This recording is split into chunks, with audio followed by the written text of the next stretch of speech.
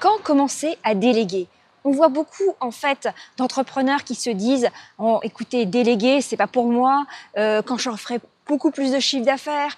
Ou alors on voit des startups qui au contraire se mettent à déléguer à tue-tête alors qu'elles n'ont pas en fait intégré l'ensemble de leurs besoins et de leur business. Alors je vais vous proposer en fait 3 critères pour pouvoir vous aider à décider du moment le plus adéquat pour vous pour déléguer. Mais avant, et bien sûr, abonnez-vous à la chaîne La Télé des Entrepreneurs en cliquant sur la petite clochette pour pouvoir être notifié des prochains défis. Donc nous sommes là au 22e défi sur 30 pour vous aider à vous transformer et à métamorphoser votre business. Et je fête comme ça avec vous mes 30 ans d'entrepreneur. Alors, et puis surtout aussi le petit pouce si vous aimez tous ces défis pour indiquer aux autres entrepreneurs, aux autres internautes que ces défis valent le détour et valent du temps à y passer.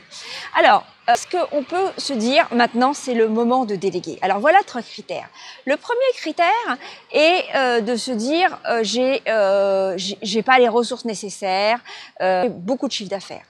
En réalité, ce qui se passe, c'est que oui, il faut que vous ayez des clients, mais en même temps, vous n'êtes pas obligé d'avoir un chiffre d'affaires et un point d'équilibre absolu pour pouvoir commencer à déléguer. Pourquoi? Parce qu'en fait, vous pouvez aussi avoir un bon réseau de partenaires relationnels qui va vous permettre éventuellement de proposer des échanges de services. C'est exactement ce que j'ai fait quand, à 2 reprises, au tout début, en 1989, quand je me suis lancée, c'était pas mon truc à l'époque de rédiger des communiqués de presse et j'ai trouvé en fait une personne qui était beaucoup plus spécialisée dans la rédaction et on a fait un échange de services. En fait, je l'aidais à trouver des clients, je l'aidais journaliste à qui proposer des piges et elle, puisque moi j'étais donc attachée de presse, et elle, en échange, elle me rédigeait mes communiqués de presse. Et en fait, ça a fonctionné pendant plusieurs années comme ça, le temps que vraiment mon activité se lance. À l'époque, ma première entreprise s'appelait Presse Impact Conseil. Et puis, deuxième moment, après la crise, quand j'ai lancé mon activité parallèle d'assistance à maîtrise d'ouvrage, où je devais rédiger des cahiers des charges, là aussi, les finances étaient un petit peu en berne. Et j'ai fait un partenariat d'échange de services avec un expert juridique par rapport à la rédaction de cahiers des charges, parce que j'étais missionnée pour la rédaction de cahiers des charges pour les collectivités. Et en parallèle, en échange, en fait, lui, plutôt moi, je lui faisais des appels téléphoniques pour lui trouver des clients, puisque en fait, on va dire que la tchatch, c'est toujours été mon fort. Voilà, c'est pour ça que je suis devant vous aujourd'hui aussi. Voilà, donc ça c'est une chose. Donc en fait, il n'est pas forcément obligé de se bloquer à dire je n'ai pas assez de ressources et d'argent pour déléguer. Ça c'est une croyance. Essayez de développer un réseau et voyez comment vous pouvez, à un partenaire, trouver des services gagnant-gagnant pour pouvoir avancer ensemble. Le deuxième critère, c'est de se dire où est-ce que vous êtes contre-productif. Parce qu'en fait, l'idée de déléguer, c'est de pouvoir déléguer sur des endroits où vous n'êtes pas bon. Alors évidemment, on se dit, il y a aussi le fait de déléguer parce que vous n'avez pas le temps, mais souvent, le temps on prend beaucoup plus de temps là où justement on est incompétent et où on est contre-productif. On ne peut pas être bon sur tout, vous avez un domaine de prédilection, une zone de brillance et c'est là-dessus que vous concentrez l'expansion et vos espoirs de votre entreprise. Les autres choses ne sont pas faites pour vous. Je suis nulle en comptabilité, même pour pouvoir parfois rassembler des pièces et dans l'ordre chronologique. Bon, maintenant ça va mieux, mais il y a eu des moments où vraiment c'était une catastrophe parce que j'oubliais des pièces, parce que voilà, parce que je les classais pas au bon endroit. Et puis ne parlons pas de la comptabilité proprement dit, ou alors au niveau de la technicité. Mon assistante, parfois, elle me dit Marie, faites pas ça parce que vous allez détruire mon travail. Donc, on arrête tout de suite. Donc, voilà. Donc, l'idée, si vous voulez, c'est où est-ce que vous n'êtes pas bon et surtout, où est votre zone de brillance. Pour ça, vous allez devoir un petit peu mettre de toute façon les mains dans le cambouis pour pouvoir, et le troisième critère qui est le plus important qui vient après va vous obliger aussi à mettre les mains dans le cambouis, parce que en fait il faut que vous sachiez véritablement quelle est votre zone de brillance, quelle est votre zone d'excellence, quelle est votre zone où vous êtes compétent et quelle est votre zone d'incompétence. La zone de brillance, c'est vraiment celle où vraiment vous vous ressourcez quand vous faites cette activité-là, cette action-là. Moi, par exemple, je fais des vidéos, ça me ressource, ça me fait plaisir. J'en ai fait pendant les vacances. Je suis bien. Je fais de l'intervention publique, je suis bien. Je fais tout ce qui est prise de parole en public ou de coaching avec mes clients, tout ce qui est la chat, la communication, c'est très bien. Ma zone d'excellence, c'est l'écriture, parce que ça reste la communication, mais ça commence à me prendre un peu plus de ressources et d'énergie. Et là, eh bien, j'ai même commencé à déléguer cette partie-là, parce que je sais qu'il faut que je me consacre vraiment à ma zone de brillance. Mais bon, éventuellement, au départ, vous gardez la zone de brillance et la zone d'excellence. Mais la zone de compétence, c'est quelque chose où vous êtes à peu près bon, mais où d'autres sont bien meilleurs que vous. Et la zone d'incompétence, c'est là où vous êtes, je vous ai donné des exemples, vous êtes carrément contre-productif. Alors voilà, donc ça c'est vraiment à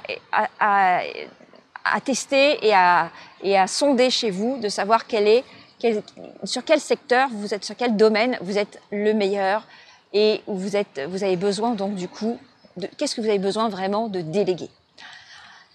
Ensuite, et c'est le troisième critère le plus important, c'est que vous ne pouvez pas déléguer à partir du moment où vous ne savez pas exactement comment fonctionnent les choses. Alors, je ne vous dis pas techniquement, parce que c'est chacun son métier, justement, mais pourquoi vous voulez ça?